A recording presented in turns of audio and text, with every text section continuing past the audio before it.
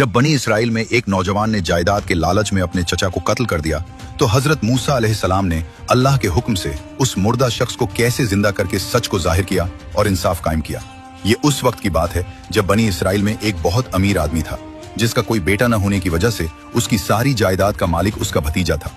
भतीजे ने दौलत के लालच में अपने चचा को कत्ल कर दिया और रात के अंधेरे में लाश एक दूसरे खानदान के दरवाजे पर फेंक दी। सुबह उसने खुद ही शोर मचा दिया कि मेरे चचा को कत्ल कर दिया गया है, जिसकी वजह से दो खानदानों में जंग का खतरा पैदा हो गया। जब मामला हल न हुआ तो सब लोग हजरत मूसा अलैहिस्सलाम के पास गए और कातिल का पता लगाने की दरखास्त की।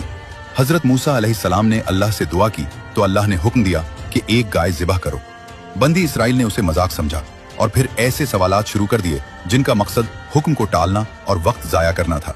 अल्लाह ताला ने उनके हर सवाल का जवाब इसलिए दिया ताकि उन पर हुज्जत तमाम हो जाए और उनके पास भागने का कोई रास्ता न रहे। पहला सवाल यह था कि गाय की उम्र क्या हो। अल्लाह ने फरमाया कि वो न बूढ़ी हो और न कम उम्र की हो, बल्कि दरमियानी उम्र की हो। फिर उन्होंने रंग पूछा तो अल्लाह ने फरमाया कि उसका रंग गहरा चमकदार हो, जर्द हो, जो देखने वालों को खुश कर दे। उन्होंने फिर सवाल किया कि वो काम क्या करती हो। अल्लाह ने फरमाया कि वो ऐसी गाय हो जिसने न कभी हल चलाया हो, न जमीन को पानी दिया हो, और वो हर ऐब और दाग से पाक हो। ये तमाम सवाल जवाब हजरत मूसा अलैहिस्सलाम के जरिए किए गए, यानी कौम सवाल करती और हजरत मूसा अलैहिस्सलाम अल्लाह से पूछकर उन्हें जवाब देते। बनी इसराइल ने उन सख्त शराइत की वजह से पूरी बस्ती छान मारी। आखिर में उन्हें एक यतीम नौजवान के पास ऐसी गाय मिली। उस नौजवान ने गाय की कीमत उसकी खाल के बराबर सोना मांगी, जो बनी इसराइल को मजबूरन देनी पड़ी। गाय ज़िबह करने के बाद अल्लाह ने हुक्म दिया कि इसका एक टुकड़ा कत्ल होने वाले शख्स के जिस्म पर मारो।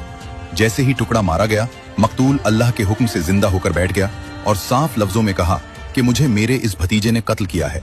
ये कहकर वो दोबारा वफात पा गया और यूं सच्चा कातिल पकड़ा गया। ये पूरा वाकया कुरान मजीद की सूरह अल बकरा में दर्ज है।